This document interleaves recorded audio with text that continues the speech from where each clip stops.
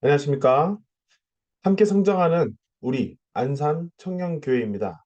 오늘은요, 김민호 나와 너의 이름은 이라는 애니메이션이 있는데요. 말 그대로 나의 이름은 이라는 주제로 함께 희망 나눔을 준비해 보았습니다. 제가 요즘 SNS를 보면서 굉장히 재밌게 보고 있는 게 있어요. 근데 좀 해시태그로 원래 용도와 치면 이렇게 나오더라고요. 원래 용도와 다르게 쓰이는 것, 근데 뭐 좋은 평가를 받고 있는 것들을 여러 가지 소개를 하는 게 있더라고요. 굉장히 재밌게 봤는데요. 그중에서 요즘에 우리 어머니 세대들 아니면 그 저 또래보다 또 누나들도 이렇게 보톡스 주사를 많이들 맞는다고 하더라고요. 근데 여러분 그거 아시나요? 이 보톡스 주사는요, 원래는 눈이 그 눈꺼풀 쪽에 있는 이 눈꺼풀 피기 위해서 그 눈꺼풀 사이에 있는 것을 펴지게 하기 위해서 쓰는 약품이었다고 합니다. 그래서 정확도를 위해서 주사 바늘을 사용했었고요. 그랬었는데요. 근데 이것을 피부에 써보니까 주름이 펴지는구나 라는 것을 알게 되어서 지금은 성형에서 굉장히 많이 쓰이고 있죠. 그래서 이제 주사바늘 한 번 이렇게 보톡스 주사를 하는 데에 적게는 20에서 많게는 뭐 100만 원 이상, 150만 원 이상 이렇게 들어가는 곳도 있다고 합니다. 참 대단한 것 같은데요. 근데 이와 마찬가지로 원래 약품으로 쓰이던 것이 있는데요. 바로 콜라입니다. 콜라는요, 원래 감기약 또 아니면 정말 그 기침약으로 썼던 그런 약품이었는데 여기에 설탕이 들어가고 또 각종 향신료가 들어가서 오늘날의 콜라가 되었다고 하더라고요. 뭐 물론 이제 코카콜라 원액에 대해서 레시피에 대해서는 우리가 쉽게 알 수는 없지만요. 근데 또 어떤 것들이 있냐면 너무 귀여운 사진을 제가 봤는데요. 바로 이 사진입니다. 고양이들이 그 있는 것을 보게 될 건데요. 원래는 여러분 이것이 고양이를 위한 그러한 고양이 집이 아닙니다. 바로 수납장인데요. 책이나 뭐 기타 물건을 놓아놓는 그러한 도구죠. 그런데요.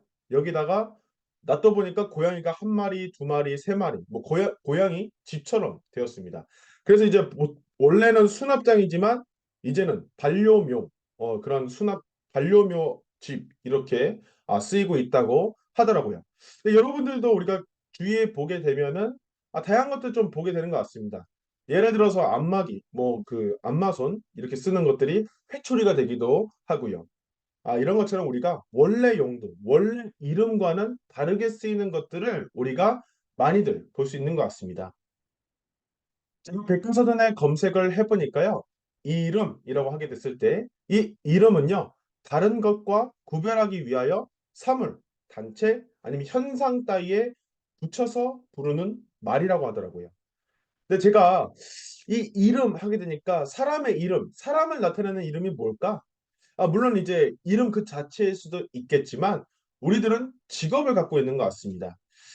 즉, 우리가 하는 일에 이름을 갖고 있는 것이죠. 근데 제가 요즘에 굉장히 스트레스를 많이 받으시는 분들이 많은 것 같아요. 조사를 해보니까요. 2020년 통계 자료인데요. 스트레스를 어디서 가장 많이 받고 있습니까? 에 대한 질문입니다. 42.7% 가정이네요. 근데 상당히 높은 비율이기는 한 것 같습니다. 음. 그다음에 학교. 공부하는 거 굉장히 힘들죠. 굉장히 어렵습니다. 그러다 보니까 스트레스가 더 받을 수밖에 없는 것 같은데요. 평생 공부해야 된다는 게 요즘에 또 트렌드여서 저도 좀 스트레스를 받는 것 같습니다. 또 어떤 게 있을까요? 또 생활, 삶 자체. 이건 좀 걱정이 되네요. 살아가실 수 있나 모르겠어요. 근데 가장 스트레스를 받는 것은 바로 직장입니다. 직장. 요즘에 젊은 꼰대라고 하는 표현들이 굉장히 많더라고요. 상사로부터 스트레스를 받으시는 분들이 정말 많은 것 같아요. 이 인간관계에 있어서. 근데 대부분 그런 사람들의 얘기를 들어보니까요. 상사가 이사를 가는데 그 이삿짐을 옮겨준다거나 아니면 여러 가지 부탁받는 일들이 너무 많아서 그 내가 하는 일도 바빠 죽겠는데 그 사소한 부탁까지도 다 들어줘야 되고 내가 하는 일도 아닌데 보고서도 써야 되고 내 일도 아닌데 PPT를 만들어서 발표 원고도 작성해야 되고 이런 것들이 굉장히 많은 것 같습니다. 또 현장직인데 그 사무직까지 같이 해야 되고 하는 것들을 정말 많이 보게 되는 것 같아요. 그러다 보니까 아 정말 이 내가 하는 일의 이 이름 그 이름 이외의 것들을 너무 많이 하다 보니까 어 정말 내 가슴속이 그래도 대출 받았지. 나 전세대출 남았지. 나 차 샀지. 나 차 할부지. 이러면서 버텨내는 직장인들을 많이 보곤 한 것 같습니다. 그렇습니다. 우리는 이름과 다른 그러한 일을 할 때, 내가 내 이름과 다른 것을 지적받았을 때, 아니면 그 일을 할 때 스트레스를 굉장히 많이 받는 것 같아요. 한번 좀 생각해 봤습니다. 이러한 내 이름과 다른 삶을 살았을 때 나는 스트레스를 받는데, 이 이름과 다른 삶만을 살아온 분이 있구나. 바로 저는 제 어머니를 생각을 하게 되었습니다. 제 어머니는요, 평생을요, 찬이 엄마로 불림을 받았어요. 저를 낳고 나서 어머니의 이름은 찬이 엄마였습니다. 그리고 어머니는 미대에 가는 그 꿈이 있었습니다. 충분히 갈 수도 있었습니다. 그러나 하나님 부모님을 알았고 참 부모님의 말씀을 알았고 그래서 이 한국 땅에 왔어요. 한국 땅에 오셔서는 너무나 많은 시집살이를 당하시고 참 고생을 많이 하셨습니다. 그런 어머니셨어요. 근데 제가 어렸을 때 몸이 너무 안 좋았어요. 그 간이 너무 안 좋아서 간 수치가 너무 높았어요. 간 수치라는 것은요, 사람에서 간이 손상된 정도를 간 수치라고 하게 되는데요. 이 간 수치가 너무 높은 거예요. 그러다 보니까 이거 간을 이식해야 할 수도 있습니다. 그렇게 얘기를 의사 선생님이 하시니까 어머니께서 아, 어서 제 간을 이식해 주세요라는 내 간을 이식하면 돼.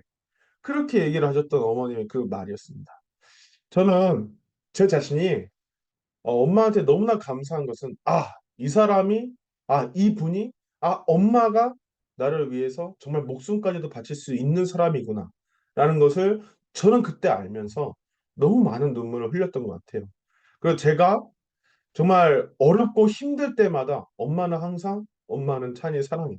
그렇게 얘기를 해주시는 엄마의 그 삶이었습니다. 엄마는 정말 자기의 꿈도 있고 내 목표도 있고 그랬었지만 내가 참 부모님을 알고 하늘 부모님을 알고 모두를 구해야 되기 때문에 그 헌신 생활도 하시면서 몸이 정말 많이 망가지기도 하셨습니다. 그래도 그런 상황에서도 그런 삶에서도 나를 위해서는 목숨까지도 바칠 수 있는 분이 내 엄마구나라는 것을 많이 느낀 것 같습니다. 그래서 저는 이 자신의 이름을 이렇게 찬이 엄마, 또 누구누구의 엄마로 이렇게 살아가는 삶도 우리 엄마들의 삶을 바라봤을 때 참 감동적인 것 같은데 누구누구의 엄마라는 이름조차도 가지지 못한 삶이 있었습니다. 어떤 분의 삶일까요? 바로 어머님의 삶이었습니다. 어머님, 그 어머님의 삶의 이름은 희생이었던 것이죠. 왼쪽 사진을 봤을 때 13살 초등학교를 졸업한 어머님의 모습입니다. 이 어머님께서는 이때 아버님을 만나서 아버님께서 희생해야지라는 그 말을 하셨을 때 나는 이 희생이라는 두 글자를 평생 내가 가지고 가겠구나. 그렇게 지금도 살아고 계시고 계십니다. 어머니께서는 23살 차이가 있는 참 아버님과 성혼을 하셨습니다. 그리고 저희에게는 이런 말씀을 주셨어요. 신탁권 출정식 때 믿을 만한 자녀들 앞에 엄마가 이렇게 처음으로 말씀하신 겁니다. 하늘 부모님께서 더 이상 섭리를 연장시킬 수 없으니까 제발 네가 좀 도와줘. 그래서 내가 결심했고 쉽지 않은 길이었다. 나는 17살, 상대는 40살. 정말 쉬운 일은 아니었습니다. 어머님은 꿈이 있으셨습니다. 내가 과수원을 차려서 조용하게 살면서 그림을 그리면서 그렇게 소소한 행복을 누리고 싶었어요. 그런데 내가 하늘 보니 기다리게 할 수가 없었고 더 이상 이 다음이 없기 때문에 내가 아니면 안 됐기 때문에 그 길을 가졌습니다. 자신의 배를 갈라서 4번이나 갈라서 14명의 자식을 낳으면서도 지금의 그 자식들이 자기를 보고 믿지 않아도 어머님은 자기 자식들보다도 자기 자식들을 위로하면 되는데도 저 아픈 세계에 있는 다른 사람들을 구하려고 유럽에 이번 주에도 가셨습니다. 그리고 이 이후에는 미국에도 가시고 또 아프리카에도 가셔야 되는 일정을 가지고 계신다는 것이죠. 그렇습니다. 어머님의 삶은 누구의 엄마도 아니었습니다. 우리 어머니들은 내 엄마라는 이름이 있지만 참 어머니께서는 그런 이름조차도 없습니다. 그래서 인류 모두를 구하기 위해서 진실로 진실로 그 삶을 살아오셨고 지금도 그 삶을 살고 계시다는 것입니다.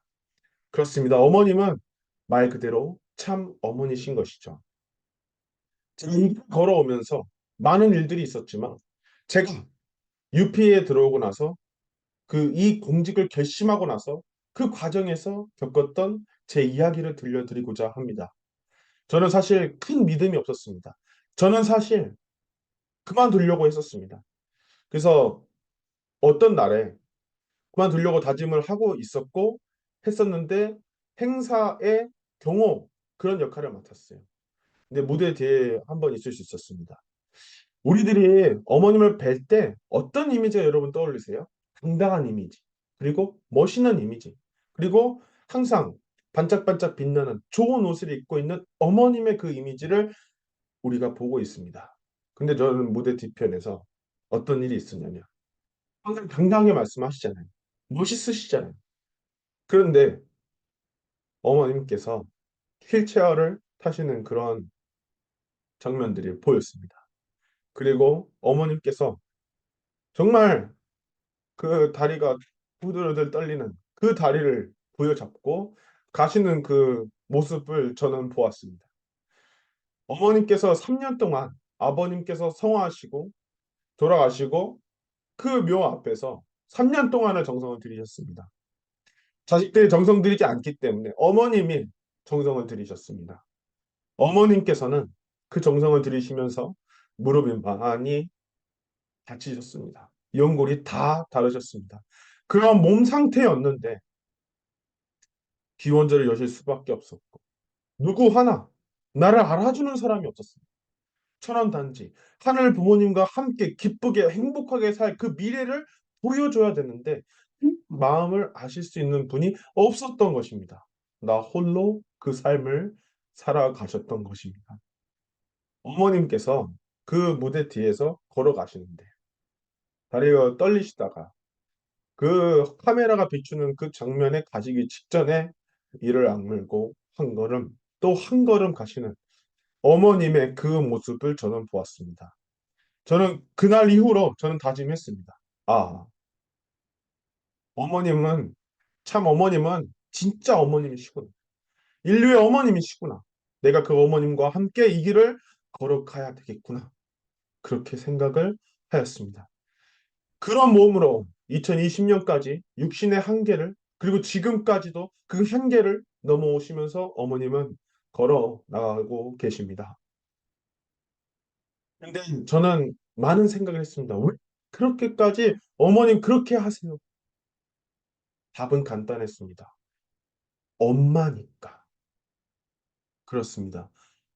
어머님은 엄마니까 저 세상의 자녀들을 하늘 부모님께서 사랑하시는 저 자녀들을 품기 위해서 지금도 나아가고 계신 것입니다. 이런 어머님의 사랑을 통해 우리는 하나님의 사랑을 알게 됩니다. 하나님은 자신의 모든 것을 투입해서 있는 정력을 다 투입해서 사랑의 힘을 다 투입해서 자기 아들, 딸, 그 아들, 딸들을 위한 환경을 만드셨습니다. 그리고 하나님의 그 모든 것을 투입해서 실체화시킨 것이 바로 여러분, 우리 인간이라는 것이죠. 그렇습니다. 여러분의 그 모습 자체는 하나님의 이름까지도 투입한 하나님의 모든 것을 투입한 하나님의 사랑 그 자체입니다. 그것을 알기에 어머님은 지금도 모든 것을 투입하면서 그 길을 가고 계신 것입니다. 이런 어머님께서 신탁권 출정식 때 그런 말씀을 주셨습니다. 나도 이제 80살이 넘었으니까 많이 살아야 얼마를 더 살까? 내가 결국은 천상으로 가게 될 때를 놓고 볼 때 너희들이 나와 하나 돼서 하늘 본연을 모실 수 있는 환경권을 이만큼 넓혔습니다 하는 자랑을 가지고 가고 싶어. 그렇게 해줄 거지? 어머님 그렇게 말씀하시자마자 동남아시아, 라틴 아메리카, 또 미국, 일본, 한국 각지에 있는 탑건들은 얘기했습니다. 네. 얼마나, 얼마나, 얼마나 기다렸던 너희의 아름다운 우렁찬 목소리인가. 고마워. 그렇게 어머님께서는 마지막 유언을 해 오시고 계십니다. 이제 우리가 시간이 없습니다. 한 명이라도 어머님을 구하기 위해서, 품기 위해서 오늘도 유럽의 일정을 소화하고 계십니다. 그런 어머님께서 이제 마지막 유언을 해 오시면서 우리들이 함께 살 수 있는 행복한 그 세계, 그 미래, 천왕궁, 입궁, 봉헌식을 위해서 모두가 행복한 그 기준을 위해서 나아가고 계신다는 것이죠. 그래서 저는 그렇기 때문에 내가 청년 교회장으로서 나 역시도 어머님처럼 어머님을 도와드리기 위해, 아니, 전 세계를 위해, 한 사람을 위해서 그렇게 나가고 있습니다. 아무리 비가 쏟아지는 그 날에도 이 지역을 위해서 우리가 봉사활동을 하고 한 식구님을 위해서 기도하기 위해서 몇 시간이 걸려도 가고 그렇게 나아가실 수밖에 없더라고요. 어머님의 그 마음을 알고 어머님의 그 사랑을 아니까. 그러니까 우리는 그런 생각을 할 수 있습니다. 통일교 사이비잖아. 통일교 작잖아. 찌질하잖아. 그럴 수 있습니다. 여러분, 근데 그렇지 않습니다.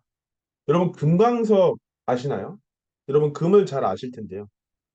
그 금광석 1톤, 천만 그램에서 몇 그램의 금이 나올까요? 바로 5g의 금입니다. 5g. 5g밖에 안 됩니다. 즉, 이 5g의 금이 1톤에 되는 그 커다란 돌에 이름을 바꾸는 것이죠. 그렇습니다, 여러분. 수도 중요하지 않습니다. 우리가 특별하도 변치 않는 기준을 갖고 있다면 금과 같이 아니 그 이상으로 절대적이고 변치 않는 그 기준을 갖고 있다면 그리고 우리가 진실된 모습 어머님과 같이 하나님과 같이 참의 모습을 가지고 있다면 우리의 그 모습이 세계의 이름이 될 것입니다. 저는 확신합니다. 어머님의 그 사랑의 결실체, 하나님의 그 사랑의 결실체인 우리이기 때문에 우리가 금광석 그 이상으로 이 세계를 바꿀 것이라 믿게 됩니다. 그럼 어머님께서는 저희에게 말씀하고 계십니다. 탑건이 될 것을 얘기하고 계십니다. 여러분, 탑건은요, 해외에 있는 선교사들만이 탑건이 아닙니다. 내가 일상생활에서 내가 부족하더라도 내가 이 자리에서 누군가를 위해서 희망이 되어줄 수 있고, 누군가를 위해서 사랑이 되어줄 수 있고, 누군가를 위해서 도움이 되어줄 수 있다면 여러분은 탑건입니다. 그래서 우리의 이름이 희망이 되었으면 좋겠습니다. 우리 이름이 비전이 되었으면 좋겠습니다. 어머님께서는 여러분들이 거하는 나라마다, 그 곳곳마다 위하여 사는 참사랑의 실천을 통해서 퓨어 워터가 되어서 이 세상을 밝히고 또 맑혀서 구원할 수 있는 자녀들이 될 수 있게 기뻐 받아주시옵소서. 참 부모는, 참 어머니는 이들을 믿고 사랑합니다. 사랑하는 여러분, 여러분을 어머님은 믿고 사랑하고 계십니다. 여러분을 우리 어머님은 기다리십니다. 함께 가는 우리가 미래의 주인이자 희망입니다. 여러분 언제나 힘든 일 있으시면 꼭 말씀해 주십시오. 항상 여러분의 미래를 응원합니다. 감사합니다.